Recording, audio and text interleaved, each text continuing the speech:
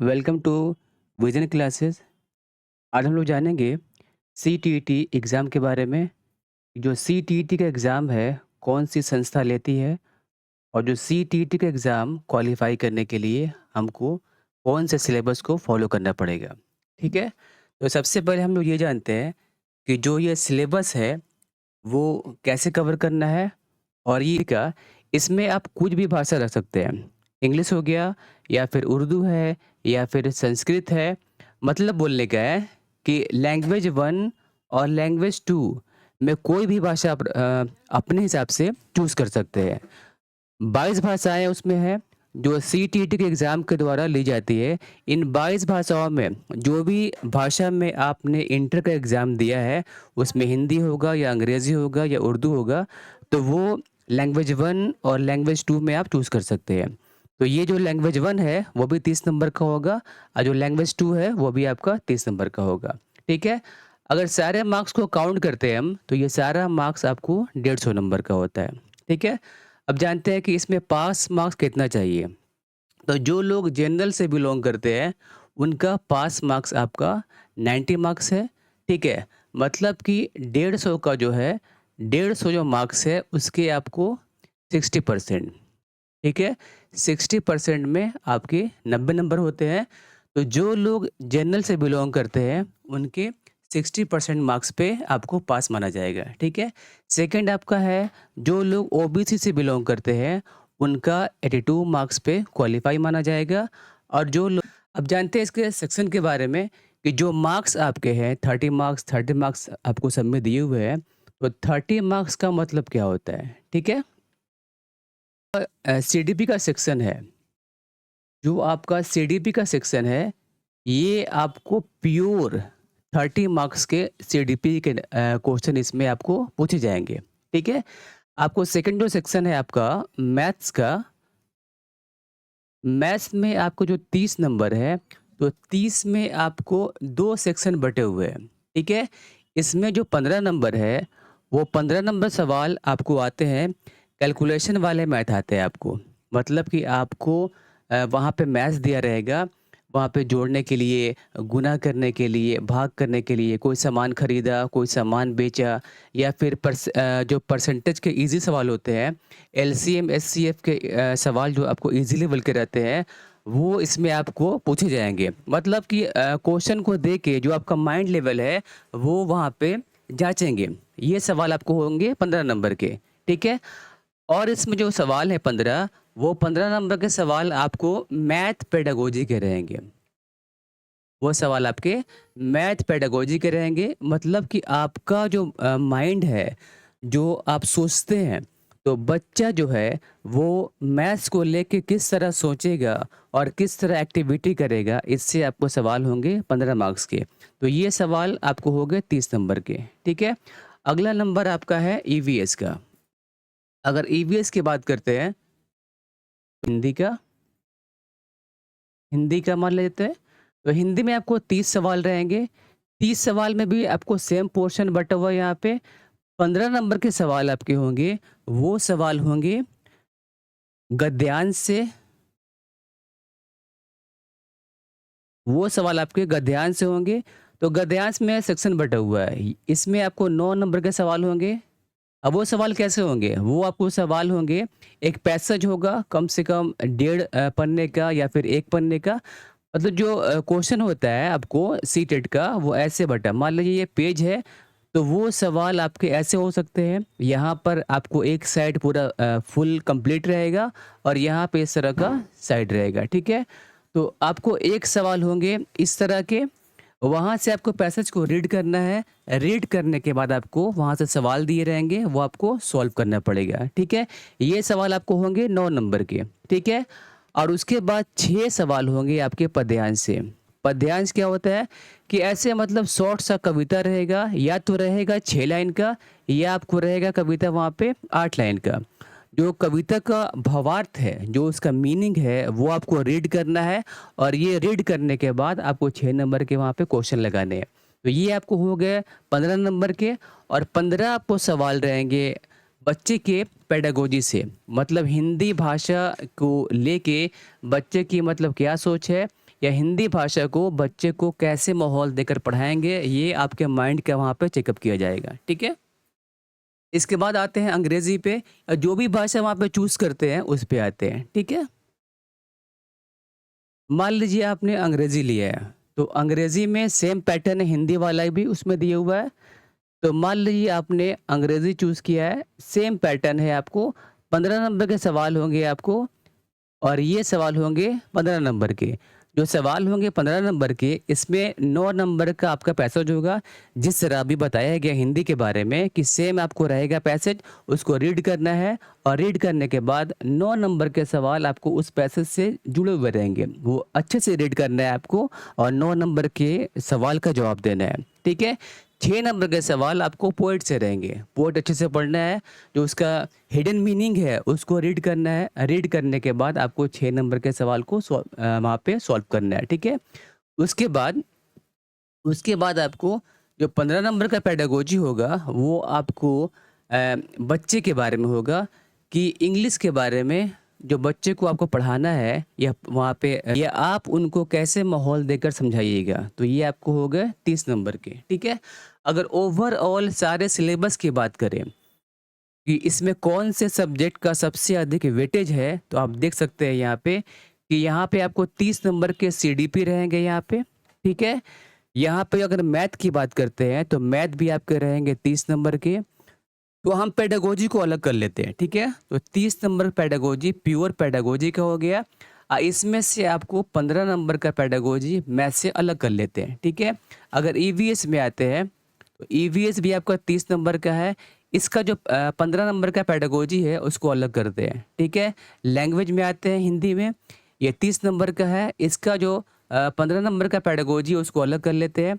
उसके बाद से आते हैं अंग्रेज़ी में या उर्दू में या संस्कृत में, जो भी भाषा आपने चूज़ किया है तो वो 30 नंबर का है। इसमें 15 नंबर के पेडागोजी अलग कर लेते हैं। मतलब ये सेक्शन आपका पेडागोजी का है।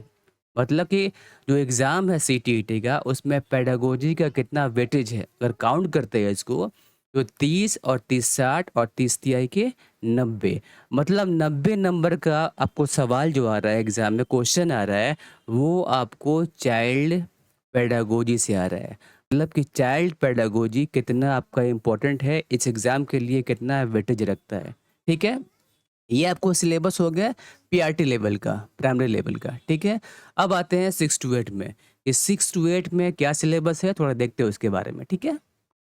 आगे बढ़ते हैं इसमें। अगर हम लोग 6 टू 8 की बात करते हैं, जिसको हम लोग जानते हैं मिडिल लेवल के नाम से, कि मिडिल लेवल के लिए क्या सिलेबस होगा? तो सेम इसमें पैटर्न है आपको, जो भी आपको 30 नंबर का है और जो आपका ईवीएस था यहाँ पे, जो आपको पीआरटी में ईवीएस था और जो आपका पीआरटी में मैथ्स था, वो थोड़ा यहाँ पे चेंज कर जाएगा। ये दोनों सेक्शन वहाँ पे आपको निकल जाएँगे। अब यहाँ पे क्या आएगा?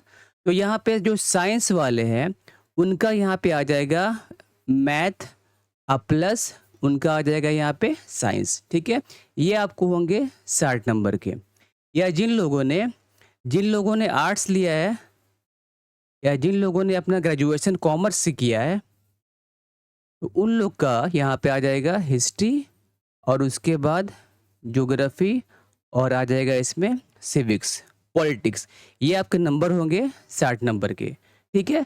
तो 30 नंबर यहाँ हो गए और 60 नंबर यहाँ हो गए, 90 नंबर।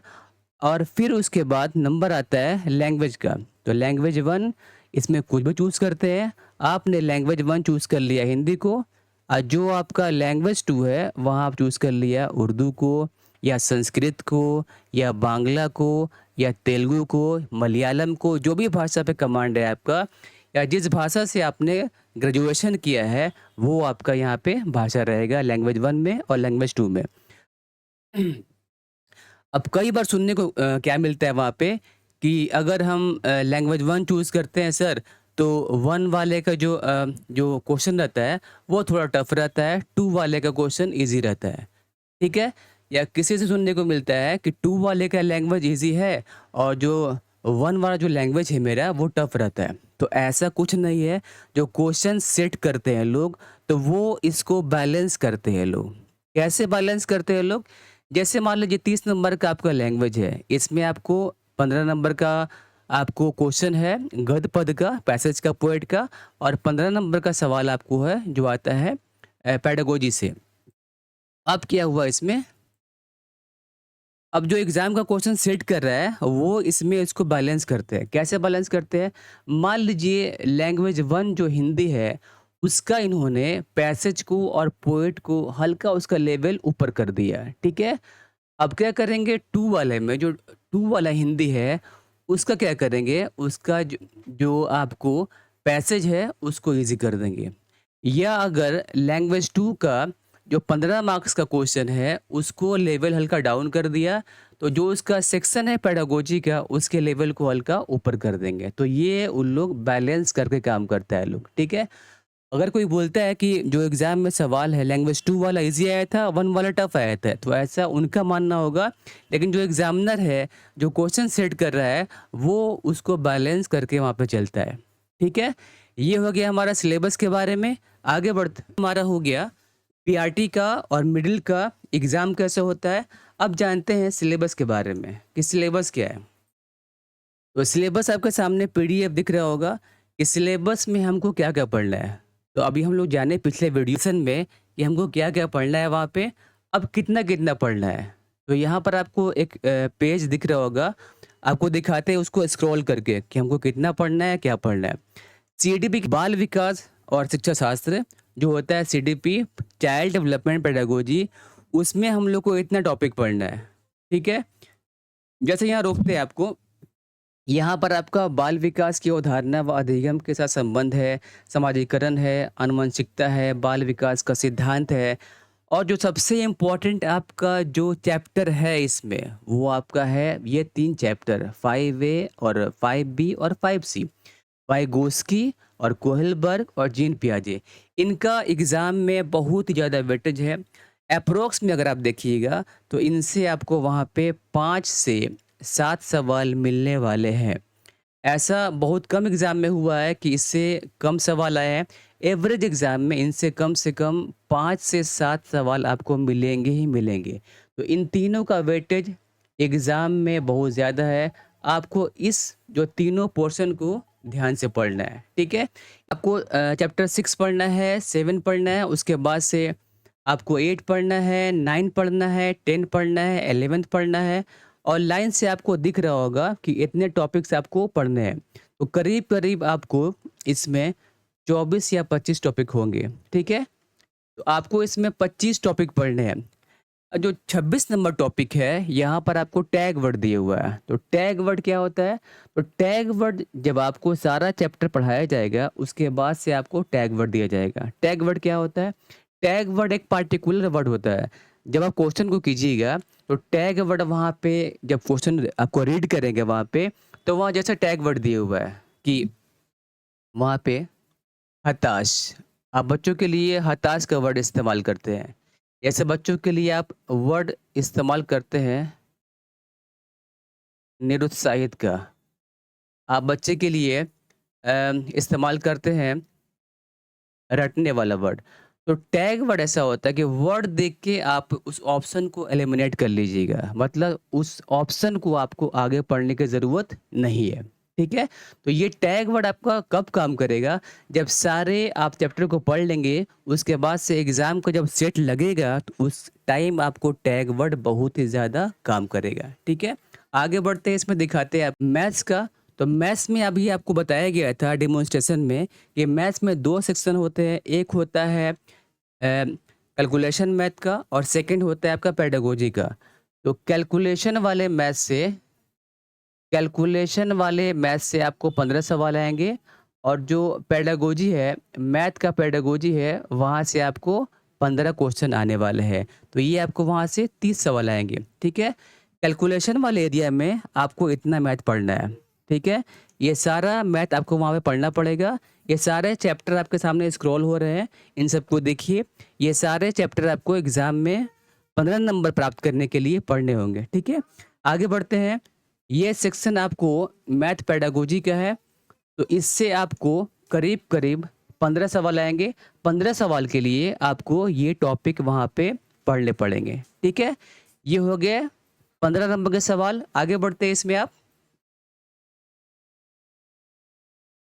इसके बाद नंबर आता है ईवीएस का। तो ईवीएस में 15 मार्क्स के लिए आपको इतने टॉपिक्स पढ़ने पड़ेंगे, ठीक है? ये जो टॉपिक है आपका, इतने टॉपिक आपको ईवीएस में 15 मार्क्स के लिए पढ़ने पड़ेंगे, ठीक है? उसके बाद से नंबर आता है आपका लैंग्वेज का। लैंग्वेज जो हिंदी है, तो हिंदी में 15 मार्क्स के लिए आपको इतने टॉपिक पढ़ने पड़ेंगे। उसके बाद नंबर आता है इंग्लिश का। तो इंग्लिश में 15 मार्क्स के लिए आपको इतने टॉपिक पढ़ने पड़ेंगे और जो 15 मार्क्स के सवाल होंगे, वो सवाल आपके होंगे पैसेज से और पोएट से, ठीक है? तो ये सारा एक शॉर्ट सा सिलेबस था। वो सिलेबस को देख के, आप समझ के आपको पढ़ाई स्टार्ट करनी है और ये कॉन्ट्रास्ट सा सिलेबस है जिसको फॉलो करके आप एग्ज़ाम में 100 प्लस नंबर को उठा सकते हैं। तो सारे सिलेबस को फॉलो करते हुए आपको स्टडी करनी है और चैनल से बने रहिए।